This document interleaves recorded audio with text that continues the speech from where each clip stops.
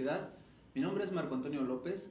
Estamos hoy transmitiendo aquí en Radio Impo, siendo prácticamente las 4 de la tarde con algunos minutos con los que estamos iniciando aquí el programa en el día de hoy, en este 4 de mayo de 2018, y tenemos un tema muy importante, un invitado de lujo y como siempre pues también la grata compañía de nuestra querida María, co-conductora del programa. María, hola, ¿cómo estás? Bienvenida. Muy bien, gracias, muy buenas tardes. Y bueno, pues sí, de nueva cuenta, los viernes, pues aquí estamos. Muchas gracias por invitarme. Y bueno, pues sí, la verdad tenemos un gran invitado el día de hoy. Así es, y un bueno, invitado de lujo. Así es. Nuestro invitado, el doctor José Antonio Foronda, quien nos va a hablar del tema Tribunales Éticos y de Conciencia en México. Recuerda nuestras redes sociales, en la página de Radio Impo, en Facebook nos puedes seguir y por supuesto por YouTube, en la página del Instituto Mexicano de Psiconcología. Así que si tienes alguna pregunta, algún comentario con nuestro invitado, pues por favor haznoslos llegar para que podamos seguir dialogando en este tema tan importante. Y pues me siento muy honrado de estar aquí con el doctor José Antonio Foronda, que además de ser un activista de los derechos humanos y activista del derecho ambiental y activista del derecho de los migrantes, es un gran profesional del derecho, es doctor en derecho, maestro en derecho, licenciado en derecho, no solo por la Universidad Nacional Autónoma de México, sino por algunas otras universidades en el extranjero. Tiene un currículum bastante extenso que pues no nos daría tiempo el programa acabar de mencionarlo, pero además dirige la organización Prevención, Capacitación y Defensa del Migrante, entre otros proyectos que él tiene. Es integrante de este Tribunal Internacional de Conciencia de los Pueblos en Movimiento. De los Pueblos en Movimiento, que es un tribunal bastante interesante, tiene un antecedente, pues que tiene una dimensión que ahorita el doctor Foronda nos va a explicar, pero pues queremos darle la grata bienvenida, querido doctor, amigo José Antonio Foronda, bienvenido a Derecho y Humanidad. Muchas gracias, muy buenas tardes. Primero que nada, efectivamente soy José Antonio Foronda Farro, un amigo, colega aquí de mis compañeros, de los anfitriones, agradeciéndole la invitación, así como a Radio Impo y a toda su audiencia. El tema de hoy es precisamente un tema que tiene que ver mucho con los abogados, pero que no necesariamente es de los abogados, me voy a explicar. El llamado Tribunal Internacional de Conciencia de los Pueblos en Movimiento, que se ostenta como un tribunal que trabaja medularmente el tema de la movilidad humana, entendida esta con una visión integral de la migración, del refugio y de la movilidad humana en cuanto a los desplazamientos transnacionales o a los desplazamientos de poblaciones por los megaproyectos que nos imponen en nuestros países en vías de desarrollo. Está inspirado en el Tribunal Russell, el tribunal que se creó en el nombre del filósofo Bertrand Russell, inglés, que a su vez se inspiró en los procesos de Nuremberg cuando se juzgó a los nazis después de la Segunda Guerra Mundial, y a pesar de habérsele juzgado en cosas en que estábamos todos de acuerdo, no fue muy limpio ni claro el proceso que se le hizo, porque hubo violaciones al debido proceso, y precisamente era la crítica de Russell en contra del sistema jurídico que impusieron los aliados, medularmente Inglaterra y Estados Unidos, para juzgarlos. Y bajo esos mismos parámetros él hizo el ejercicio internacional ético y de conciencia, por eso se llama así, de juzgar los excesos del sistema imperialista norteamericano que tuvieron concretamente con la guerra de Vietnam y con las dictaduras militares del Cono Sur que ellos instrumentaron para tomar la riqueza y empoderarse de esos países, y todos esos excesos que tuvieron en materia de derechos humanos y derecho colectivo de los pueblos.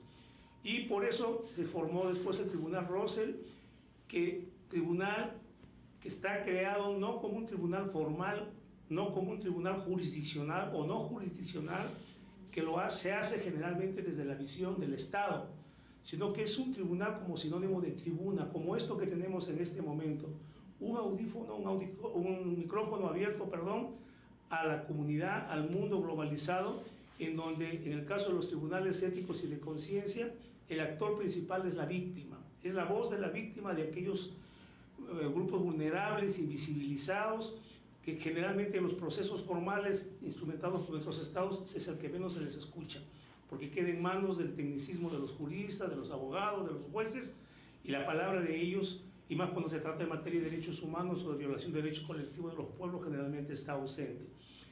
Este tribunal está formado no solamente o necesariamente por abogados, sino con gente que tiene la autoridad ética, moral, y de ahí su nombre, de poder dar la cara para poder evaluar, opinar, juzgar, pero además con una visión plurisistémica, esto es, no solamente desde la perspectiva jurídica, sino enriquecido este proceso por la perspectiva del psicólogo social, del antropólogo social, del sociólogo, del economista, y finalmente, y lo más importante y la prueba central de este tipo de tribunales es los testimonios que dan las víctimas y los peritajes de carácter social, una especie de amicus curia que hacen precisamente en esta visión interdisciplinaria a la que me refería. Y los académicos, los abogados, los líderes, los coordinadores nos convertimos en la práctica en esos tribunales en siempre facilitadores de esa metodología que el tribunal tiene establecido, y otra vez ponemos en el centro de la atención el tema de las víctimas.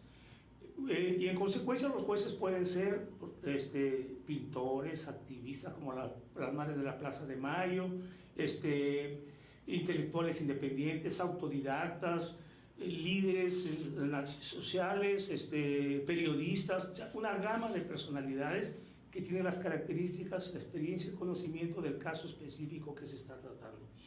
Por ello, pocos saben que un miembro distinguido de este tribunal Rosser fue un expresidente orgullosamente mexicano, como fue don Lázaro Cárdenas, dejando de haber sido ya presidente. Fue invitado por su alta investidura, su trabajo tan loable que hizo, a que fuera juez de conciencia. Cuando muere Bertrand Russell, el secretario ejecutivo de este tribunal se llamaba Lelio Basso, un italiano que era el secretario ejecutivo del tribunal Russell, y cuando fallece se forma en Italia, en Roma, Italia, la Fundación Lelio Basso, que da nacimiento al Tribunal Permanente de los Pueblos. El tribunal que posiblemente sea el más antiguo vigente en este momento y el que mayores casos ha tenido en el mundo entero, en temas diversos, no solamente violación de derechos colectivos de los pueblos o de derechos de la tercera generación o de etnias o de minorías, sino con temas de diferente naturaleza. Y este tribunal, cuya sede está en Roma, Italia, va a los países cuando son llamados, cuando hay una justificación, no van solamente porque los llamen, sino tiene que haber la justificación, siempre y cuando que la violación de los derechos humanos, que es uno de sus temas, sea de manera estructural y sistémica, no en casos aislados o en casos que las propias instancias locales lo puedan solucionar. Igualmente cuando hay violación a los derechos de las minorías y sobre todo cuando hay violación a los derechos colectivos de los pueblos.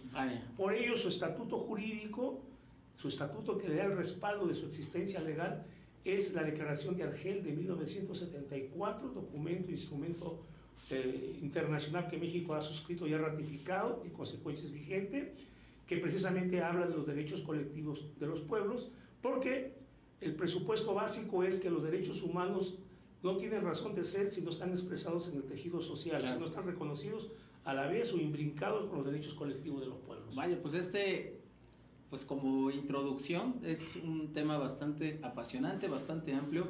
Me parece que da cobertura a toda la gama de pues el público que nos está escuchando, que es un público multidisciplinario, que nos escuchan estudiantes de Derecho, de Psicología, colegas académicos, y pues están viendo la gama de lo que es el Tribunal Ético y de Conciencia Internacional, que es el Tribunal Permanente de los Pueblos.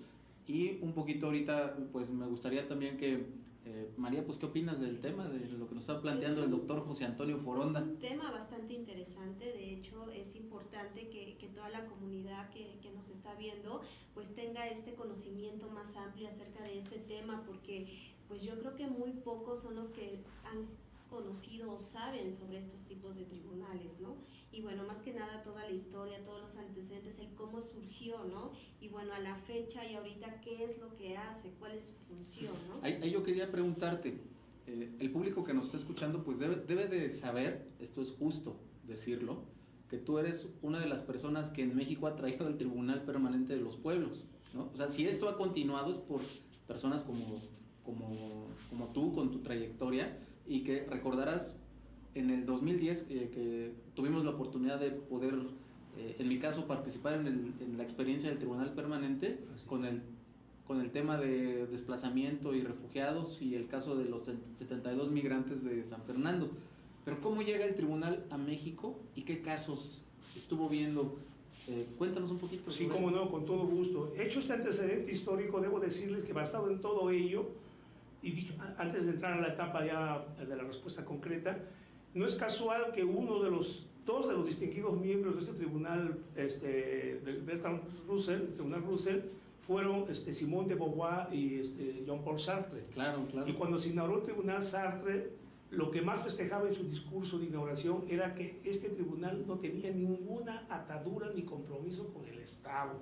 Era antisistema, ¿no? Claro, con esto lo que quería argumentar es que es un tribunal que nace de abajo, no es un tribunal como está impuesto generalmente por las estructuras del Estado con todos los intereses que ello conlleva. Y en esa medida es un tribunal contrainsurgente, es un tribunal contrahegemónico, emancipador, etcétera, etcétera. No hay que perder de perspectiva eso, que la naturaleza del tribunal, aun cuando abreva de algunos elementos jurídicos necesarios para llevar un debido proceso, lo que menos quiere es parecerse a los tribunales normales.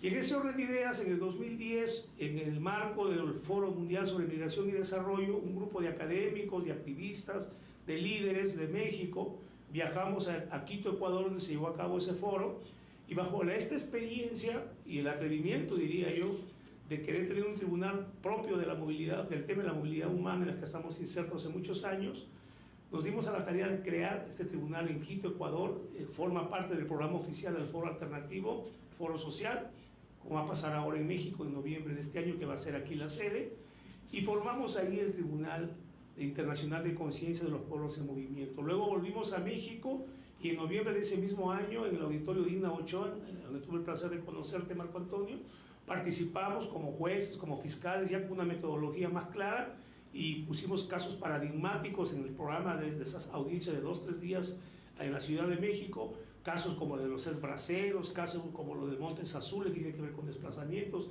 esbraceros pues con la deuda histórica de los trabajadores migrantes mexicanos en Estados Unidos, San Fernando, Cadereyta, todo lo que estaba, el caso de Elvira Arellano, que era un caso muy particular, y después, coincidiendo con otro movimiento muy grande de los hermanos filipinos que hacen asambleas itinerantes de migrantes en todo el mundo, que su sede está en Nueva York, que han sido los grandes aliados de siempre del movimiento chicano y del movimiento de César Chávez en Estados Unidos a los migrantes.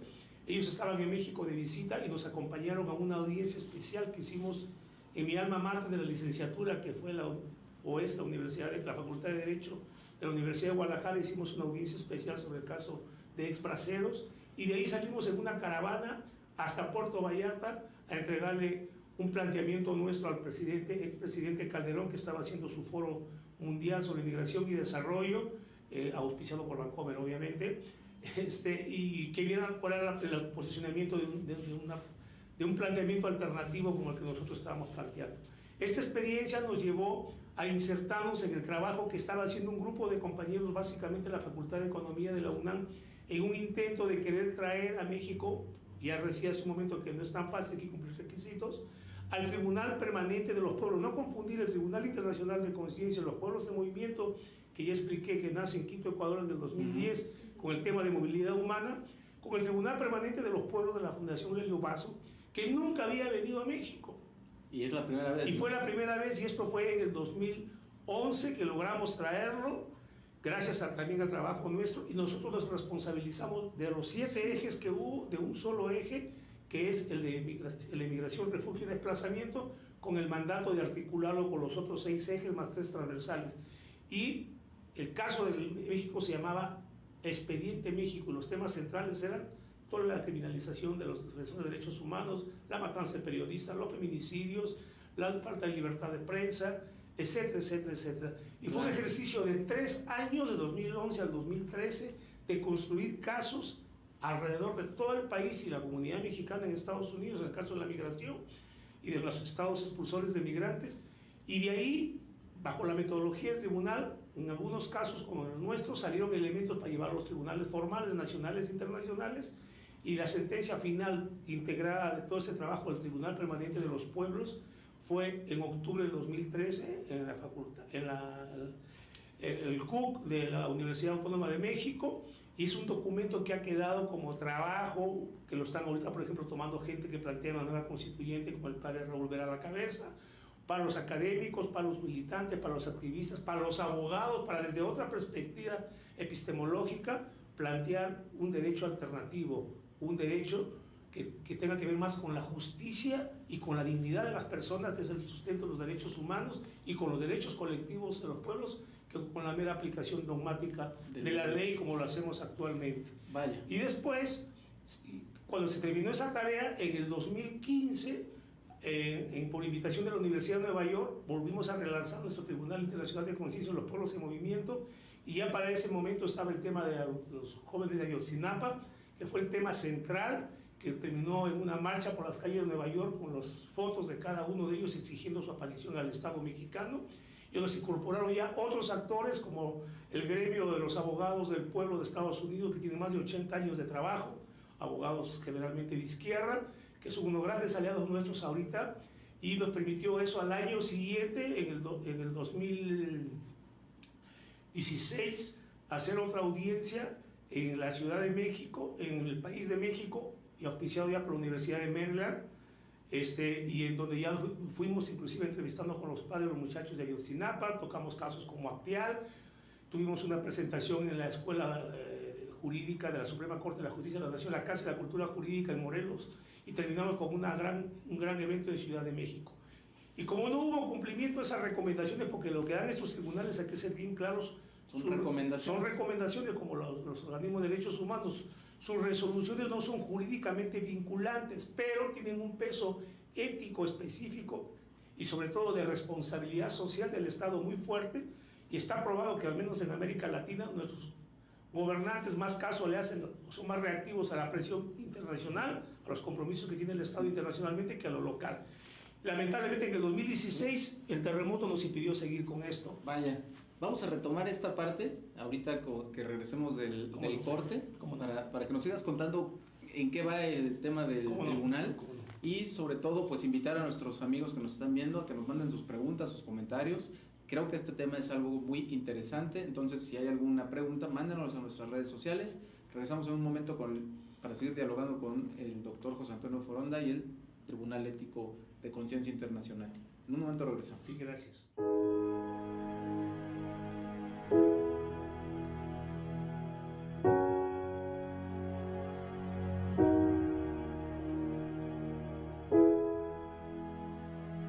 Regresamos aquí a Derecho y Humanidad, por un derecho justo, humano y comprometido con la sociedad, con nuestro invitado especial, el doctor José Antonio Foronda, un activista de muchos años del derecho de los migrantes, del derecho internacional, del derecho ambiental, y sobre todo un gran ser humano con mucho trabajo en el aspecto de los tribunales de conciencia internacionales y tribunales de ética.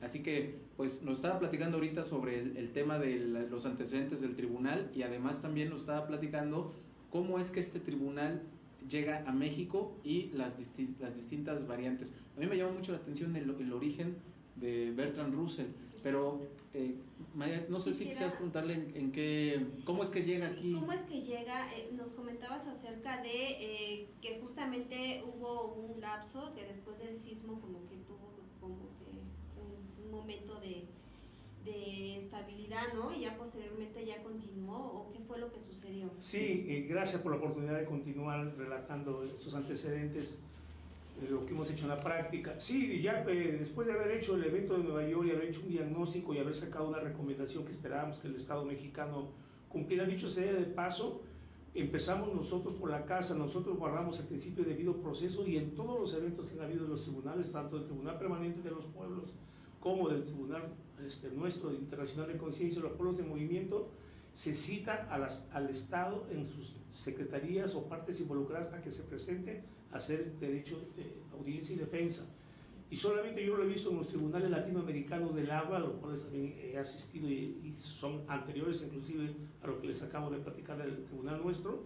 He visto 2 veces que se han presentado por parte del Estado a presentar evaluaciones de impacto ambiental o descargos sobre el tema del agua, para que se respete precisamente ese debido proceso, si no estaríamos haciendo el harakiri, estar tratando de ver un nuevo derecho, una nueva forma de hacer justicia sin respetar ese principio. Y bueno, pues, y teníamos todo armado en el 2017 para denunciar el incumplimiento y hacer una visita in situ o in loco, como dicen los técnicos, donde iba a venir delegaciones de abogados de Estados Unidos, de Sudamérica, a verificar por qué no se había cumplido con lo que se había recomendado respecto a la Ayotzinapa. En 2016, ¿no? En 2017 iba a ser. Pero esas recomendaciones... En el 2016, y como no había un cumplimiento, en 2017 se iba a hacer una visita in loco y derivado de ello, un tribunal donde íbamos a citar una sentencia o íbamos a pedir algo más drástico. Lamentablemente el terremoto nos truncó y la idea es que este año, dentro del marco del Foro Social de Migración que va a ser en México del 2 al 4 de noviembre próximo, y van a haber eventos colaterales antes, durante y después. Antes, el gremio de abogados del pueblo, con otros aliados estratégicos como la Asociación Mexicana de Abogados del Pueblo, el mismo Precade, etcétera, van a hacer visitas a estos lugares para verificar el estado en que se encuentra. Me estoy refiriendo a Guerrero, a Ayotzinapa, a Acteal, todo lo que se vio en las recomendaciones anteriores no resueltas. Va a haber durante eventos que vamos a hacer del Tribunal Internacional de Conciencia de los Pueblos en Movimiento 2 audiencias, una sobre migración, refugio y derechos humanos y otra posterior en esos días sobre desplazamientos forzados y forzosos por los megaproyectos y los derechos colectivos de los pueblos. En el tema de esto de la movilidad humana hablamos mucho y todo el énfasis le ponemos en la migración, que es correcto, sobre todo por la ubicación geopolítica de México y todas las expresiones del fenómeno migratorio que tiene. Pero a veces encubrimos involuntariamente o invisibilizamos temas tan o más importantes como por ejemplo el tema del refugio, por ejemplo el tema de los niños en situación de no acompañamiento, que el Estado mexicano lo maneja como tema de migración, los mete inclusive a los niños a las estaciones migratorias y luego hasta los deporta. Eso es un tema de refugio más que de migración, es un tema que el Estado debería empezar por proteger a esas personas. Y también el tema del desplazamiento interno que está pasando aquí en México y que no se ha reconocido. Poco se habla de eso, y un tema ausente, inclusive ustedes vean hasta en la estructura burocrática, pareciera que la inmigración no existiera en México y debería ser el primer mandato de cumplimiento y protección a nuestros connacionales. Y por ejemplo de la migración interna local del propio México, del México menos desarrollado del sureste hacia el México más desarrollado, y por ello el plan Puebla-Panamá no es casual, es casi una balcanización del país, del México rico y el México pobre, no se habla. Y cuando hay desplazamiento de esos niños, como bien señala el doctor Marco Antonio, ahí no hay diferencia de niños extranjeros o niños, son niños en general y no hay un tratamiento. Igual el tema de los hermanos haitianos en la frontera con Tijuana, que ya es un tema de refugio. Casi más de 7,000 personas que ya incluso han creado una colonia, la pequeña Así Haití, es, por esta necesidad de tener que empezar a tener condiciones de vida. Exacto. Y otro tema ausente es el tema de los desplazamientos. Por eso vamos a hacer 2 audiencias. Todos los megaproyectos extractivistas que nos imponen desde el imperio a los estados en América Latina tienen el mismo modelo estructural, y es más fácil criminalizar la protesta social, desplazar a los pueblos y facilitar el empoderamiento de los recursos estratégicos propios del país, que son de todos los mexicanos, como son el agua, el petróleo y el gas natural. Bueno, de eso van a haber 2 audiencias con sus respectivas clínicas jurídicas. Nosotros partimos de una perspectiva de la crítica jurídica, en donde el derecho no solamente es la ley y las instituciones, el derecho es la vida humana objetivada. Las leyes, los tratados que existen para nosotros son los pisos. Nosotros aspiramos a llegar a los techos y no olvidarnos de las otras fuentes de derecho. Pareciera que en nuestro país la única fuente de derecho es la ley. Probablemente sea la más importante, pero no es la única. Están los usos, la costumbre, la doctrina, la jurisprudencia, el ius cogens, que es la costumbre internacional. Y la ética como fuente. No, y ya ni qué hablar del tema axiológico, ¿no? Eso pareciera que no existiera. Y el derecho natural. El derecho natural, y afortunadamente lo central de los derechos humanos es la dignidad de las personas, y eso lo da este tipo de tribunales. Entonces nosotros reivindicamos los derechos colectivos de los pueblos y creemos que hay materia que estamos seguros que son consustanciales, como es por ejemplo la variable movilidad humana vinculada al tema del medio ambiente y el cambio climático. También van a haber audiencias sobre el cambio climático y movilidad humana. Entonces, una manera diferente de ver el derecho. Y eso lo vamos a hacer ahora y los invitamos a participar. Y van a haber también después eventos post-foro. Y algo más, ya nos estamos internacionalizando, no solamente el evento en Nueva York, sino nos han llamado de la República del Perú, para ir en el mes de octubre de este año a hacer 2 audiencias especiales sobre un caso de criminalización de defensores de los derechos humanos ambientales y otro caso del desplazamiento de pueblos llamados Piachi, que son los pueblos indígenas amazónicos de contacto inicial, es decir, tribus, pueblos ancestrales que jamás han tenido contacto con la civilización occidental, y hay estudios serios y hay datos históricos de que por querer imponer el modelo consumista, extractivista, desarrollista, han muerto poblaciones enteras. Entonces están protegidos por estatutos internacionales que esos pueblos ni siquiera el derecho a la consulta se les puede imponer, que es un principio que debería cumplirse. Entonces hay casos por los megaproyectos que hay en el Amazonas, ahorita de las carreteras, de las extracciones petrolíferas, de las explotaciones mineras, que están acabando con ecosistemas, con poblaciones. Y a eso vamos a ir al Tribunal Internacional de Conciencia del Pueblo en Movimiento a dar esa opinión a este país sudamericano. Pues tenemos grandes desafíos. Quiero aprovechar este momento, mi querido doctor José Antonio Foronda, para leer los saludos de una gran amiga de Derecho y Humanidad, Cassandra Alexia Bakimis, que es amiga de Precadem, amiga de Casa de los Amigos y amiga del Limpo. Saludos. Es una gran radioescucha de Derecho y Humanidad. Querida Cassandra, te mandamos un gran saludo. Siempre es muy grato saber que estás aquí acompañándonos en Derecho y Humanidad. Y además esta Cassandra es una persona que le gustan mucho estos temas, qué bueno. sobre todo lo que tiene que ver con la justicia. Y justo creo que vale la pena aprovechar el comentario de nuestra radioescucha y amiga Cassandra para preguntarte, ¿cuál es la perspectiva del tribunal ahora que vamos a hacer el trabajo en el Foro Social para las Migraciones ahora en noviembre, donde estará Precadem, donde estará el tribunal funcionando, ya lo has comentado, donde estará también Casa de los Amigos y donde también espero que mis colegas académicos del IMPO puedan participar en este ejercicio? Pero ¿cuál es esta perspectiva?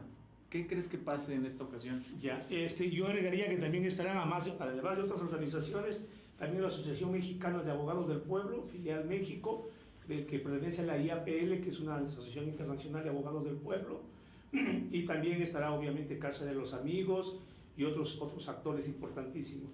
Yo creo que estamos en el camino correcto. No es casual las reformas que se hicieron en nuestra Constitución en 2011. Eso nos da todo un cambio de paradigma. No solamente pone en el centro del asunto a la persona con el principio pro homine o pro persona, que implica la no discriminación, sino que medularmente el nivel que le da y la introducción que le da legitimada totalmente a los tratados internacionales. Y entonces, más allá del cacareado Estado de Derecho, en el cual estoy de acuerdo, pero siempre me he preguntado, ¿Estado de Derecho para quién? ¿Para el establishment, para la nomenclatura, para los intereses económicos poderosos? ¿O Estado de Derecho para los gobernados, para los pueblos, para los marginados, para los invisibilizados? Por ello no es casual que hay un principio del sistema interamericano de derechos humanos a partir de un caso mexicano, el caso del general Gallardo, que habla del concepto de desviación de poder, que consiste medularmente cuando el Estado, un Estado, en este caso el mexicano, tiene leyes, instituciones excelentes, donde gasta ingentes cantidades, que lo cacarea por todo el mundo, pero que se convierten en instrumentos técnicos a servicio de las clases hegemónicas, por un lado, o por otro lado, cuando eso no significa un verdadero acceso a la justicia. Ese principio, establecido a partir de este caso mexicano, nos da la luz de la posibilidad de la creación de un nuevo derecho. Vale. Ahora, más allá del Estado de Derecho, que privilegia el control de legalidad y debe de seguir el control de legalidad, los jueces, en toda la amplitud de la palabra, jurisdiccionales, no jurisdiccionales, tienen ahora la obligación de cumplir con el principio de control de convencionalidad, que significa precisamente la introyección de todas las obligaciones del derecho internacional al sistema interno. Y ya no hay de que, como era antes de las reformas, de que si lo invocó el derecho extranjero, tiene que invocarlo el quejoso y probarlo. No, ahora el juez tiene que actuar como si fuera un conocedor de esa legislación internacional o del derecho extranjero que le están invocando. Eso nos da una nueva perspectiva, claro. Sumado a nuestros usos y costumbres, a los ejemplos de gobiernos autonómicos que ya se están dando no solo en México, en toda América Latina, por hablar de nuestra región. Creo que nos da una nueva perspectiva. Lo que tenemos que cambiar también son los paradigmas y la manera como tenemos los abogados o los profesionales que ver y crear sinergias entre las diferentes disciplinas sociales para realmente tener una administración de justicia acorde con las exigencias de nuestra sociedad moderna. Vaya, fíjate, y me dejaste pensando ahorita con todo lo que estamos viviendo, con la militarización de la frontera norte con Donald Trump y cómo nos ha mandado a la Guardia Nacional, cómo tuvimos ahorita el ejercicio de la caravana migrante de Centroamérica que llega hasta la frontera. Y bueno, desde la perspectiva de justicia, pues la iniciativa de la gente, éxito, ¿no? es un éxito porque 80 de estas personas que vienen en la caravana pudieron lograr ingresar su solicitud de asilo y están en territorio norteamericano. Pero, ¿cuáles serían estos casos que deberíamos llevar ahorita en el caso del país vecino y en el caso de México? Yo te contaba que hemos tenido una situación de una falta de funcionamiento de la autoridad en materia administrativa que se encarga de otorgar las valoraciones de asilo o otorgar la condición de refugiado y que no está funcionando. Tenemos más de 3,000 o 4,000 solicitudes paradas prácticamente y la gente está sin esta posibilidad de acceder a este derecho.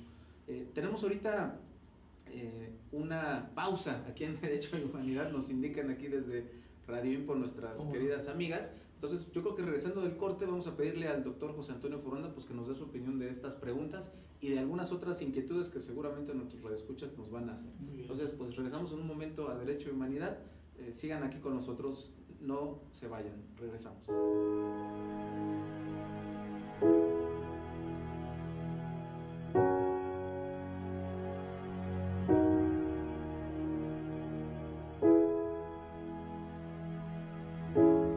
Continuamos en Derecho y Humanidad, por un derecho justo, humano y comprometido con la sociedad. Estamos hablando con el doctor José Antonio Foronda del tema de los tribunales internacionales de conciencia y los tribunales éticos, que ya nos ha explicado pues las grandes diferencias del tema.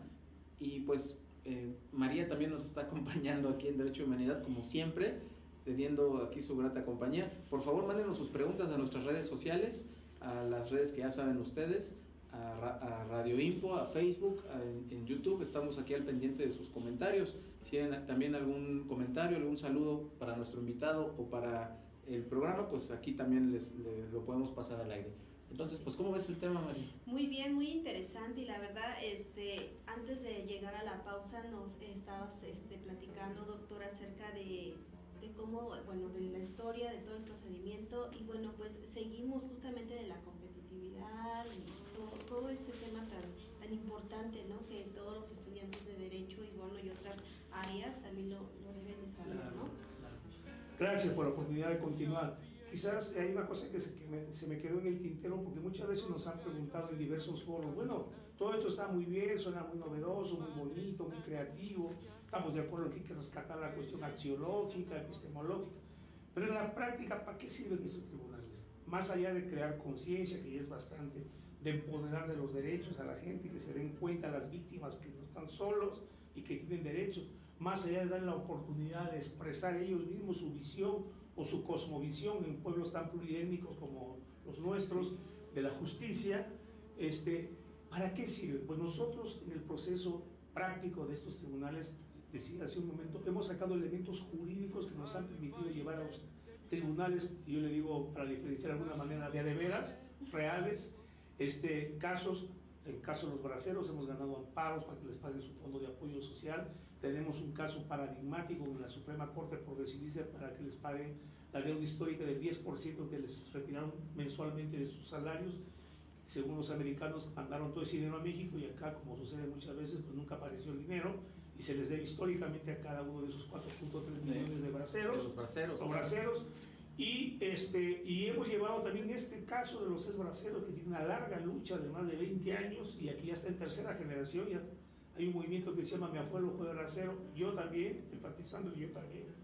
Lo hemos logrado llegar en el año 2013 a la Comisión Interamericana de Derechos Humanos. Vaya, pues. Y ahí está actualmente instalado, y no solo ese caso, sino orgullosamente debo decir que otro caso que ha salido de estas experiencias del tribunal y que están en la Comisión Interamericana de Derechos Humanos, es otro paradigmático caso de desbastamiento al patrimonio, a los derechos humanos del patrimonio cultural de los pueblos, que es el caso de Casino de la Selva. Esos dos casos. Entonces, vean la utilidad de esto. Claro. Y aparte que mantienen vigentes estos temas en el que pareciera, como el caso de Esbraceros, que el Estado le está apostando al olvido, a que se mueran los desbraceros y que por el tiempo se diluya una deuda Y histórica. caduque. No, y además, esto es muy importante para los estudiantes de Derecho, los estudiantes de las maestrías en tanatología, el doctorado en tanatología, en psicología que nos escuchan, que pues les toca participar en materias éticas, ¿no? Y que muchas veces las preguntas que hacen es, pues, ¿para qué sirve esto? Así Pues es. vean el alcance que tiene la ética. Sin ética, prácticamente, pues, no vale nada, no va, como diría José Alfredo, ¿verdad? No vale nada la vida. Pero hablando de canciones, estamos escuchando en el fondo a Atahualpa Yupanqui, un gran cantautor latinoamericano, argentino y además pues gaucho, ¿no? Gaucho, De las Pampas. de las Pampas, y con una canción muy emblemática que precisamente quisimos escuchar a Atahualpa Yupanqui, pues aquí como una manera de hacerle un homenaje al doctor José Antonio Foronda, porque Gracias. él es ciudadano del mundo, es un mexicano, peruano, y tiene pues parte de como lo que somos ahora, ¿no? Ciudadanos universales. Así es. Pero Muchas gracias. entonces este Tribunal de Conciencia ha llegado a tener ese impacto en los organismos internacionales. Claro, y además déjame decirles algo bien importante. En este camino, en este proceso de aprendizaje, porque lo primero que tenemos que hacer los abogados, para ver todas las cosas, todos los profesionales que somos creados de una manera o formados de una manera tan individualista y no sabemos trabajar en equipo, siendo autocríticos, ser resilientes, entender que la sabiduría de las cosas está en quienes las viven, en quienes les pasa, en este caso las víctimas. Y nosotros que tenemos el privilegio de haber tenido la ruta académica, en la formación o en la práctica, darle el contenido o la metodología o el perfil jurídico para llevar a la instancia adecuada. Pero la sabiduría está en ellos. En la medida que nosotros seamos resilientes y entendamos que ellos tienen esa sabiduría, esos conocimientos ancestrales, inclusive podemos crecer y tener un derecho alternativo, visto desde otra manera. Por ejemplo, en el derecho de nuestros pueblos andinos, de donde soy oriundo, yo soy de origen peruano, pero de corazón mexicano, lo que acá me he formado ya acá vivo más de 40 años, y nuestros pueblos mexicanos les importa más de quién gana o quién pierde en un proceso cuando hay un conflicto particular o con el Estado, es el tejido social, la recomposición del tejido social, el llamado derecho restaurativo. Y ahí eso entran los psicólogos, los antropólogos, los sociólogos, todos tenemos que abrevar de todo. Este es un trabajo de equipo, no solamente de abogados, es hasta de cultura y de formación. Sí, claro. Ética Es un y trabajo cívica. de sociedad, ¿no? De De ciudadanía, sociedad. porque de otra manera el tejido social no se va a resolver. Estaba pensando también ahorita que estamos hablando de próximamente el foro social para las migraciones que se va a llevar a cabo en México en noviembre. ¿Quieres comentar dónde se está pensando la sede, las actividades que va a hacer el tribunal permanente? ¿Cómo podemos involucrar a los estudiantes que nos están viendo? Y sobre todo también mencionar los ejes.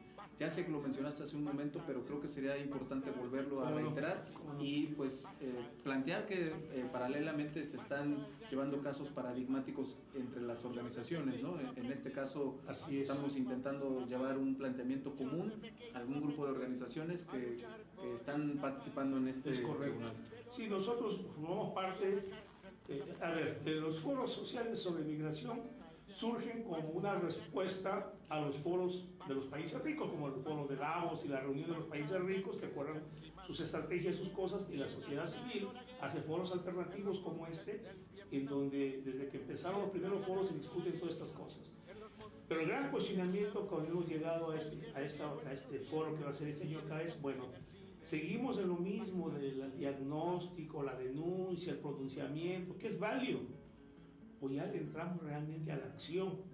Es decir, vamos a seguir siendo un foro donde nada más sea una pasarela de organizaciones no gubernamentales o de activistas, se hacen relaciones, se crean sinergias, o vamos a ser un foro donde vamos a hablar las cosas en el lenguaje que le corresponde y ponerlas en su lugar y exigir de la sociedad civil y tener la participación social o ciudadana y la incidencia colectiva en las políticas públicas locales, regionales e internacionales. Ese es el gran reto, el tamaño del foro.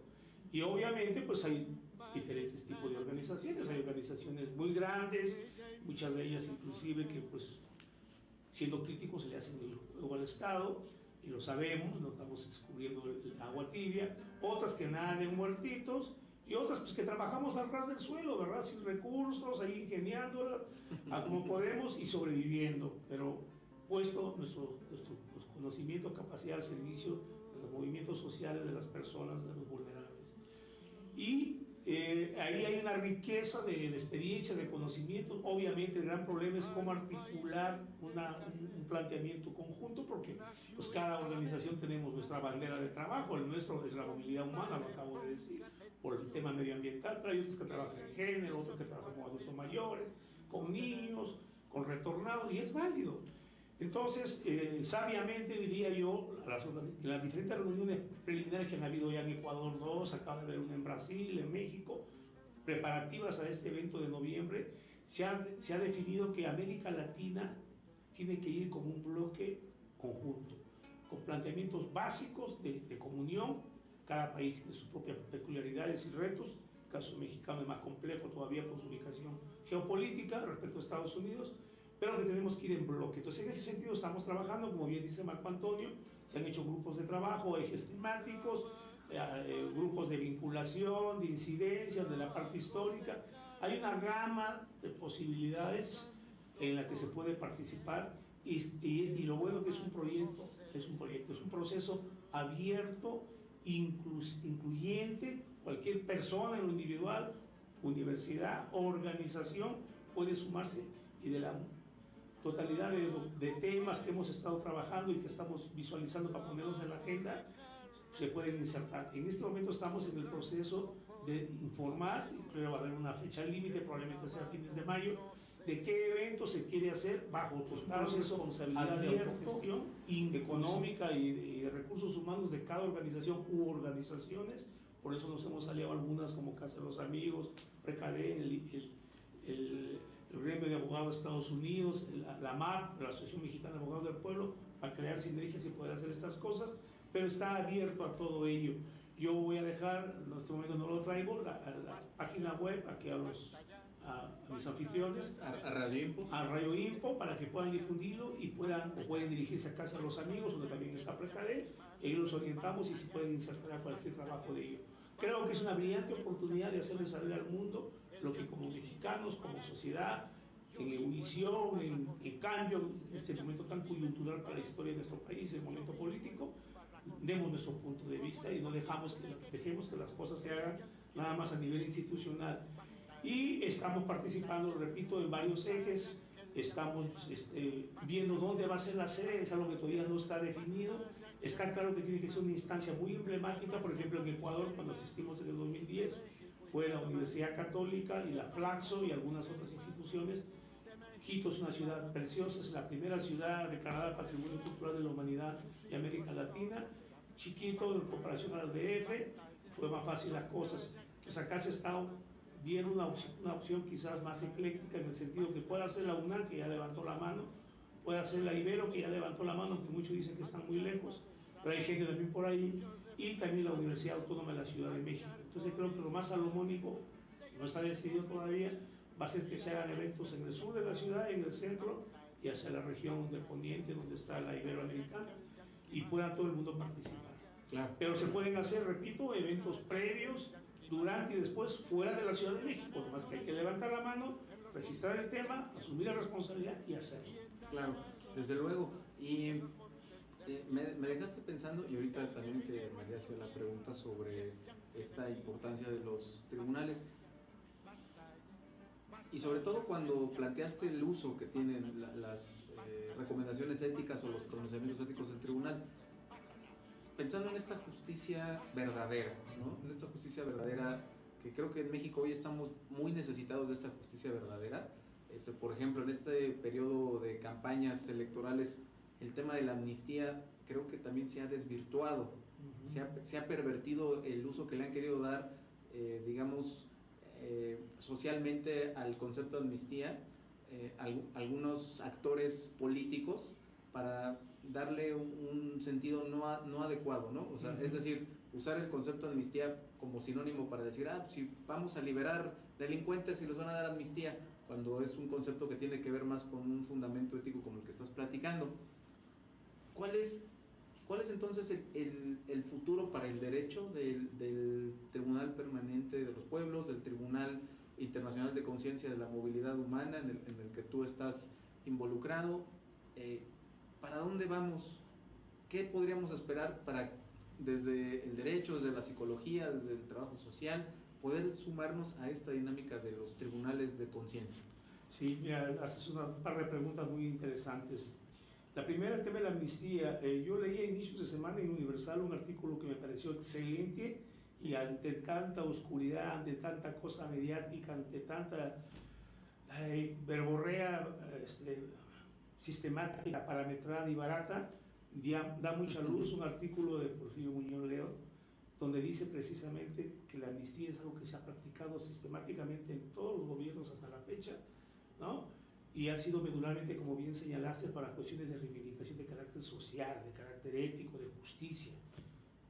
En algunos casos excepcionales se les andaba delincuente, pero cuando ha sido una situación muy probada que ha podido haber un error, una cosa por el estilo, pero no para negociar en el sentido de hacerse socio de los cárteles o del crimen organizado.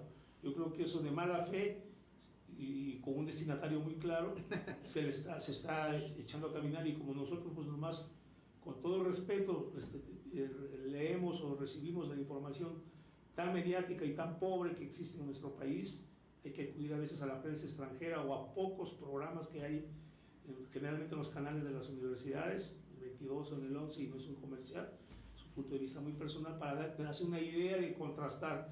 Entonces yo les sugiero que investiguen bien sobre este tema, y es como lo ha planteado Marco Antonio, es una herramienta de reivindicación, de justicia restaurativa, y es una facultad que está en la Constitución y que la tiene el presidente. Si no la queremos o no nos gusta, pues hay que derogarla, así de sencillo, y que existe en muchas partes, ¿no? Entonces no tenemos por qué asustarnos de la amnistía, al contrario, hay ejemplos en Colombia, en Centroamérica y en otros países donde ha funcionado, y no veo por qué no pueda funcionar en México. En cuanto al presente y futuro del tribunal, tengo la convicción de que tenemos toda esa posibilidad de este derecho alternativo. No es el único, ahí están todos los derechos comunitarios originarios de usos y costumbres que nuestros pueblos aplican, con una justicia que le llaman ellos desde el corazón, ya lo decía hace un momento, donde más interesa la recomposición del tejido social, de sancionar de esa parte punitiva o de esa parte quién gana, quién pierde la extremización muchas veces. Entonces tenemos que ser lo suficientemente creativos, pero para eso tenemos, ya lo decía también, abrevar de otros enfoques. Por eso yo hablo de un enfoque plurisistémico, por eso hablo de los peritajes sociales, que hay que ir más allá de lo técnico.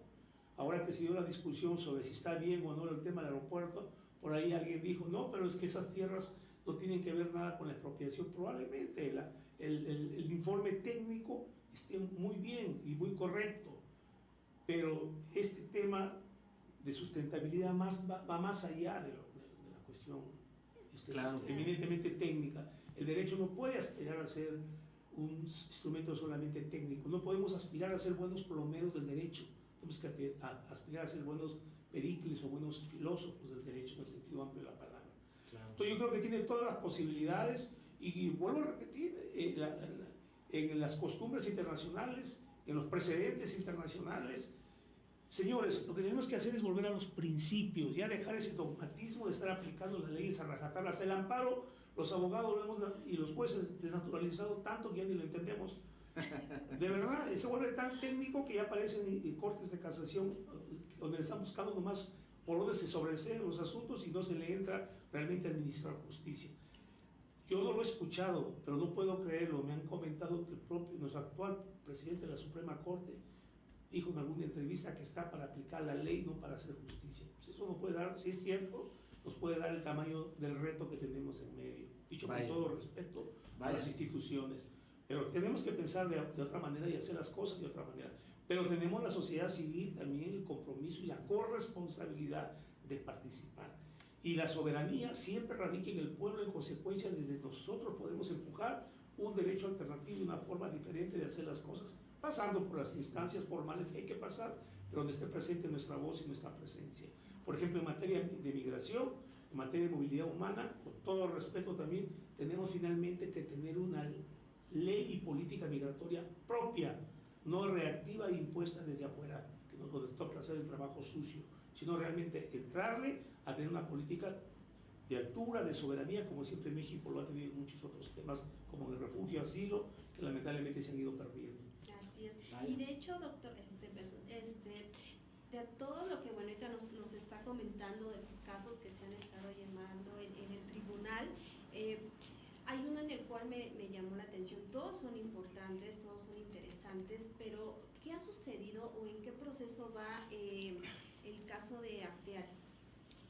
Bueno, hasta donde nosotros hemos podido intervenir, porque ese es un caso que está judicializado y es un caso que está en los tribunales internacionales. Nosotros hemos participado a través de Amicus Curiae y inicialmente ese es el valor agregado del tribunal. En las primeras audiencias que tuvimos, los elementos preliminares, las primeras denuncias, los primeros testimonios se hicieron en la instancia del tribunal. Igual pasó con el caso de San Fernando. Tuvimos a través de terceras personas el testimonio de la única víctima sobreviviente, como fue Freddy, el hermano ecuatoriano, y de parientes de algunos brasileños que también murieron. Se decía en un momento determinado que primero que era el crimen organizado, luego que era de puros centroamericanos, que no circunscribir el tema a Mesoamérica. No, el tema es latinoamericano y mundial, pues, por México vienen de todas partes del mundo. Había de todo ahí. Por supuesto. Entonces, y fue en el tribunal también que en el caso de San Fernando se dieron los primeros elementos y a partir de ahí ya se formalizaron. Entonces, esa instancia de denuncia, de visibilización, de escuchar a la víctima o a sus parientes, no olvidar que en términos de derechos humanos es víctima no solamente el directamente lesionado o violentado sus derechos, sino sobre todo también sus familiares. Y en consecuencia, y son además delitos imprescriptibles o de trato sucesivos, siempre van a estar la posibilidad de exigirlo. Entonces creo que la posibilidad es tremenda y sobre todo de generar una masa crítica de profesionales, no solamente de abogados, de activistas, de defensores de derechos humanos, de líderes comunitarios y de interdisciplinarios, que podamos abordar estos temas desde otra perspectiva y darle esos elementos a quien administra justicia, al Estado mismo, para que haga unas políticas públicas con enfoque de derechos humanos y de los derechos colectivos de los pueblos. Pues el desafío es importante. Estamos ante un momento creo que crucial en el derecho. Así es. De reivindicación desde los derechos humanos y de invitación para todos los profesionales de otras áreas que no necesariamente ven estos temas como lugares comunes, ¿no? Sino que lo ven lejano. Pues este es el momento de todos incluirnos. Exacto. En este cambio que es de paradigma, ¿no? Cambiar lo que de manera individual pensamos que es hacer la construcción social, a hacerlo desde la perspectiva comunitaria y sobre todo desde la perspectiva ética. Creo que el tema del tribunal de conciencia que nos has compartido, el Tribunal Ético y de Conciencia Internacional, con todos los antecedentes, con Bertrand Russell, el Nuremberg, el tema el antecedente de Italia, el Tribunal Permanente de los Pueblos y lo que está pasando en Quito, en Brasil, ahora en México, pues nos da un panorama bastante esperanzador, diría yo. Déjame decirte, perdón que te interrumpa, para que veas el efecto multiplicador que tiene esto. También algunos de los orígenes de estos tribunales están, por ejemplo, los tribunales éticos que los médicos practican mucho por sus principios éticos que tienen del juramento, que no es que no la tengan otras profesiones, pero ellos siempre lo han puesto como algo muy práctico, claro, importantísimo. Y déjame decirte que en el último foro sobre el foro panamazónico que se hizo el año pasado en el Perú, sobre todo el tema de los pueblos originarios indígenas de la Amazonía peruana, brasileña, colombiana, y la que le toca a Ecuador y a Bolivia y quizás algo a Argentina, hubo, por iniciativa propia de los organizadores, un tribunal de conciencia de las mujeres amazónicas. ¡Qué maravilla! Y este año que se va a hacer el segundo foro panamazónico en Colombia, se va a hacer su segunda audiencia. Entonces es un ejemplo, es una metodología que se multiplica en todos los temas. Simplemente, ¿qué se centraliza? Otra vez, la víctima, que nunca se escuchan, los expertos con un enfoque de un peritaje, un punto de vista, de una amicus curiae social y el compromiso con la administración de justicia, pero en términos de una justicia restaurativa, en términos de valores, en términos de dignidad de la persona. No basta con aplicar la ley. Por eso, en materia de derechos humanos, la indemnización, que todo el mundo pensaría que es dinero, tiene que ser integral, no solamente es dinero. Más importante que el dinero es el compromiso del Estado de no repetición, son las medidas cautelares y las medidas de cumplimiento que dan oportunidad de seguimiento, en la capacitación al personal que administra justicia o que está en la administración pública para que no van a cometer esos errores, es el acotamiento de la excesiva discrecionalidad que tiene por lo general el aparato administrativo en nuestros estados, y es la participación de la sociedad civil organizada en el control social, en el observatorio permanente de la vigencia de esos derechos humanos y de esos derechos colectivos de los pueblos. Pues vaya que ha sido un programa bastante intenso, bastante interesante, y pues estamos llegando al final del programa del día de hoy de Derecho y Humanidad. María, ¿quisieras compartirnos algunas palabras para ir cerrando este tema que el doctor José Antonio Foronda pues tan magistralmente nos ha compartido? La verdad que sí, cada vez aprende uno más. El conocimiento no hay que dejarlo nada más en corto, no hay que nada más estar en una fase nada más cuadrada, sino que hay que ampliar el conocimiento, hay que saber que hay más del derecho, hay que leer, hay que informarnos, porque a veces nada más nos quedamos con las noticias de televisión y es lo único. Hay que informarnos en los periódicos y en otros medios. Y bueno, pues la verdad es un tema bastante interesante en el cual todos los estudiantes de Derecho tienen que saberlo, y otras áreas también, justamente para que también se puedan pues involucrar a este proyecto, ¿no? Que bueno, pues es interesante. Sí, pues algunas palabras, mi querido doctor José. No, pues de agradecimiento y de invitación. Ahí está la Casa de los Amigos, está Prevención, Capacitación y Defensa del Trabajo, que estamos en el mismo lugar gracias a la generosidad y solidaridad de Marco Antonio y todo su equipo de trabajo. Ahí Ignacio Mariscal 132, está el Tribunal Permanente de los Pueblos, su sede está aquí en México, en el mismo lugar, y también tenemos en la frontera con el hermano Camilo Pérez Bustillo, un hermano colombiano-americano que trabaja en este tema en las universidades y en las ONGs nacionales e internacionales. Está en Brasil con el hermano Julio Moreira, presidente del IAPL a nivel internacional y juez de conciencia y fiscal y miembro de y muchas otras personas que ya no quiero decir nombres porque voy a omitir algunos. Y invitar a los muchachos, a los estudiantes, a los investigadores, a la gente que quiere aprender el derecho en el sentido de verlo no como algo como un idioma o un lenguaje iniciado, sino como lo que hemos perdido, que es el sentido común, el compromiso ético, moral, social que cada quien tenemos, y de responsabilidad social también de las organizaciones. Y las veces que sea necesario estaremos con ustedes, y vayan al foro, vayan al tribunal para que lo vean en acción, y cada vez iremos aprendiendo nosotros, los facilitadores o responsables en este momento del tribunal, de la sabiduría y el aporte de cada uno de ustedes. Pues ahí está hecha la invitación por parte del doctor José Antonio Foronda a los estudiantes que nos están viendo, a los colegas académicos. Desde luego en el INPO, en el Instituto Mexicano de Psiconcología, pues hay una gran apertura para todos estos temas, así que pues está ahí hecha la invitación. Quiero también aprovechar para darles un agradecimiento a todas las personas que nos dieron me gusta, que nos mandaron algunos comentarios. Muchas gracias por sus comentarios, por este gesto de indicar que les gustó el tema, y también pues reiterarles la invitación, como cada programa, a que nos acompañen todos los viernes de 4 a 5 de la tarde en el programa de Derecho y Humanidad, por un derecho justo, humano y comprometido con la sociedad.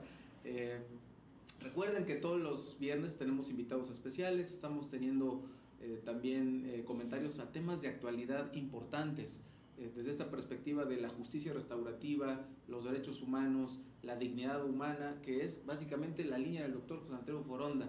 Es decir, vamos por la vida, ¿no? Buscamos que la vida humana sea valorada. Así que pues acompáñanos, y sobre todo en nuestro siguiente programa, que va a ser un programa especial. Esperamos que estés ahí con nosotros, porque vamos a estar celebrando nuestro primer aniversario en Derecho y Humanidad. Primer aniversario, ya llevamos ya un año. Próximo viernes, gracias a Radio INPO por pues tenernos aquí como nuestra casa, gracias al Instituto Mexicano de Psiconcología, que nos ha dado esta oportunidad de poder estar al aire hablando de los temas que aquí en Derecho y Humanidad pues hemos abordado, y gracias a los estudiantes de Derecho, a los estudiantes de Psicología, de Trabajo Social y de todas las carreras, así como al público en general que nos han acompañado durante este año. Así que el siguiente viernes no dejes de acompañarnos en Derecho y Humanidad, primer aniversario, estaremos con invitados especiales y a ver pues, si nos acompañan. Acá estaremos brindando con el champán que seguramente van a abrir por ese primer aniversario, por el mayor de los gustos. Champán, pero sin alcohol. Pues muchas gracias, gracias.